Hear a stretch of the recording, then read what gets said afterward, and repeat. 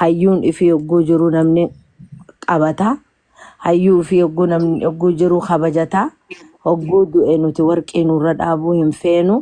Afaan keessan irraa wali qabadhaan ja'a galatooma. Akkasii ulfaadha barachiisaa xiyyaa kabajamtuu fi jaalatamtuu teenya nu jiraadhu umrii nu dheeradhu. Takkitti dubbadhu mee ijoollee illee sentee jirti waan gaafa nu ana beekte amma jalqaba gideen dhufe seenu gaafii.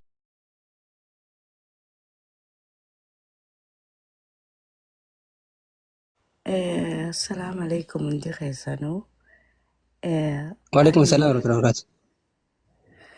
Galatooma waan carraa kana nu kennitaniif anis jechuma barashiidaan jette kanaan irratti qabu fadhaa takkaffaa Qadiir Martuu goota dhugaa rabbii yoo dubbannee goonni akka isaa ganaa amata kuma booda yoo dhalate hin beeknu malee amma hin jiru ka jirus kutee jira. Lammaffaa ammoo haqa nuti kun dubartiidha. Haqa dhiiga obboleettii teenyaarra dhaabbannee kaan dhiiga haqa dhiifama takkoon jira.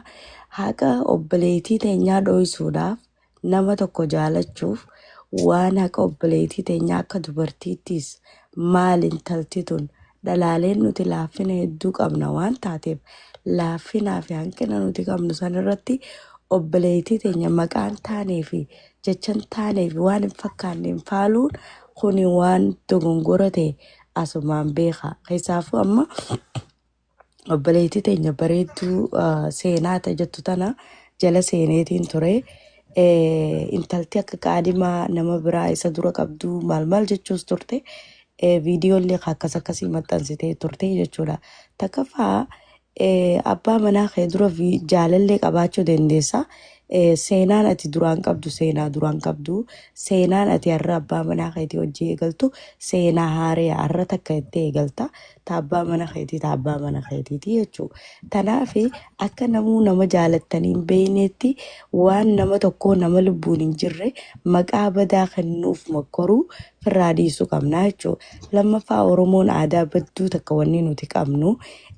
Yoo waan takka jaalanne waan jaalannu sanii fi kijiban jirre fuunee walirra keenya jechuudha. Isaafuu nuti dubartiin jechuudha.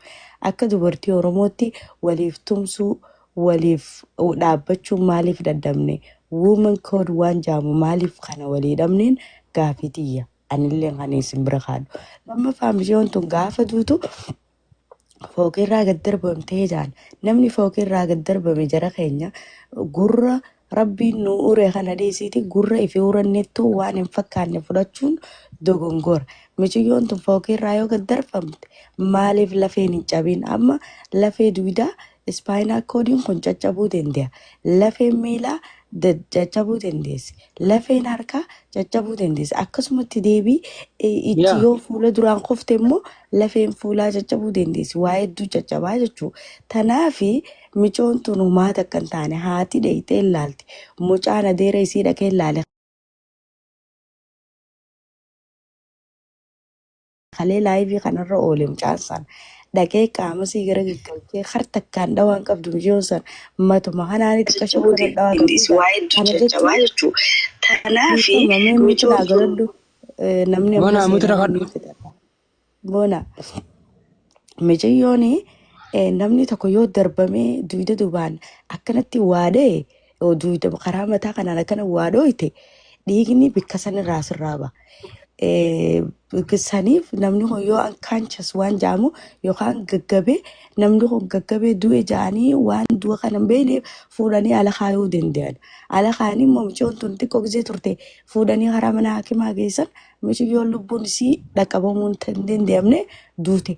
Ammoo fooqirraa shanaffaarraa gabbuutee gaafa jennu fooqii shanaffaa tanuma isin ragaltu san taayilaa lafaan agarsiisan ta dhakaan koronni dillisan lafa jiru dhakaan koronni sun mataa uuruu danda'a fuula uuruu danda'a. Tanaaf waan hin taane ooftanii waan soban taaneen warrummaa meedikaalaa sunuu dogongoraan akka godhaa jiran kun waan ifa bahee deemaa jiru.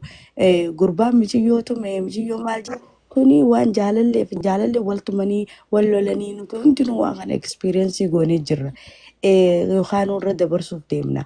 Kanaaf kun rakkoo qabu. Kaammoo rakkoo qabu fooqirraa gad darbamtee hajaamu kanaaf du'a miciyyooti. Du'a miciyyoo jaalannus jibbinus obboleessa keenya ajjeesa. Yoo inni hin ajjeesin ammoo eenyu ka ajjeese akkamitti duute? Namni mana ati jirtu keessatti haadha mana keetii haa ta'u jaalallee ta'e haa ta'u mana ati jirtu keessa namni seenee haadha mana keetii takka qaadhimaa ta'e tume jechuun nama tume san ni beekta. Gabbaatee dubbachuun sirra jira jechuudha. Namni tokko jaartii miti qaadhimaadhaa jettan. Qaadhimaan amat tokko akka biyya faranjii sanatti amat tokko yoo qaadhimaa keetii wajji jiraatte amata tokko olitti jaartiin lakkaa'u. Yoo yaada bal'isnee yaadne dhiiga obboleettii teenyaallee baasnee gurbaa kanallee immoo akka hin duune akka namni siyaasaa kana keessa fayyadamee lubbuu isaa hin qisaasne isallee du'arraa oolchine isiillee haqasii baasachuu dandeenya. Karaa haqaatiin deema karaa dogongoraatiin akka walitti hin deemne naamsa kiyya galatoomaaf tarree. Hayyee galatoomaa takkatti teenya.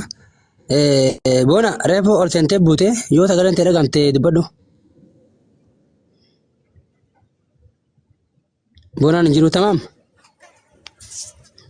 Nama yaada dhaggeeffate bichaatu dubbata. Nama gartee waan kana sirriitti yaada bilisaa dubbatu jechuudha. Yaada gandummaatiif yaada gartee iftuulummaatiin deemu yoo hin taane yaada bilchaataa.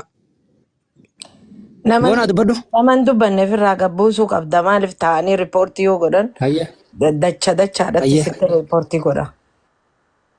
Hayyee ijoolleen teenya koppilinkii maan goonita? Koppilinkii taaptaaf godha. Tamaam itti fufi.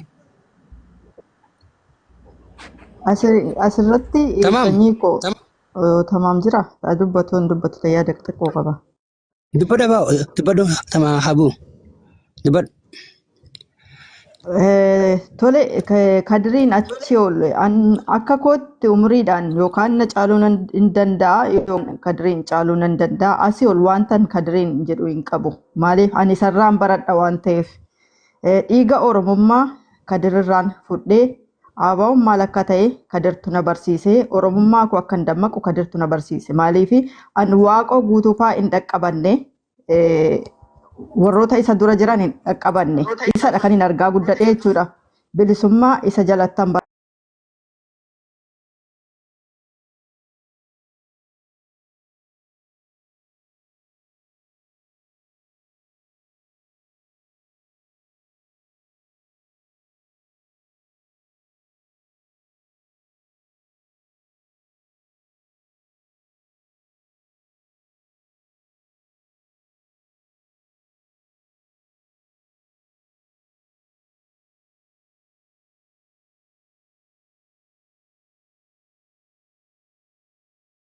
waan ta'eef dhugaadhaan dubbadhaa dhiigni intala kanaa harka mucaa kanarra jira. Yoo innillee artiistiidha. Artiistonni biyya keenyaa halkan dalaganii yeroo baay'ee guyyaa rafu naayit kilab wanta jiran tokko dhaga'uu dandeessu. Inni bakka dalagaa sanaa jiraatee lafa inni hin jirrettillee namni dhufee mucayyoo kana akkana godheera yoo ta'e dhugaa dubbachuun jaallatanis jibbitanis dhibbaa dhibbatti dhugaan qananii harkuma Andu'aalem irra jira. Maaliif habashaan dhufee sagalee ta'aaf innis hin jetta maaliif habashaan dhufee sagalee ta'aaf hojjetan miira namummaatiin yaada habashaa meeqaaf sagalee ta'a akka nu oolu bara achi keessatti ilmaan Oromoo bichaamni dirqama kan namummaan itti dhaga'amu ilmaan Rabbi kan uume Adamiif Awwaara warri dhufan hundumti isaaniiyyuu akka dhala namaatti yoo yaadne sagalee walii ta'uun dirqama keenya. Garuu arras boris amaanaa Rabbii kan inni isin kennuu danda'u an intala Oromooti kutaan tokko iyyuu nan daangessu. Ilma Oromoo hundumaaf intala Oromoo hundumaatiif ija wal qixxummaadhaan akkan sagalee ta'u amaanaa Rabbiitu narra jira. An Jaalmarroo Abiy Juwaar hin jedhu. An intala Oromooti. Haqa duukaan deema Oromoofan sagalee ta'a Oromoon sagalee naaf ta'a waan ta'eef Oromummaa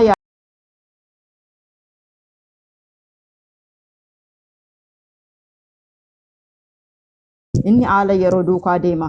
Oromummaan keenya garuu akka inni qaalii ta'e Oromummaa keenyaaf akka iddoo kennin Oromummaa keenya akka jaallan karaa haqaarra Rabbi nu adeemsisu Rabbi akka nu barsiisu jedha. Oromoo koo sinan jaalladha yoon balleessine of galchaa ulfaadha. Galatame baawtanya galatame ulfaadhu. Boona. Assalamualaikum. Waalaikum assalam warahmatullahi wabarakatuh.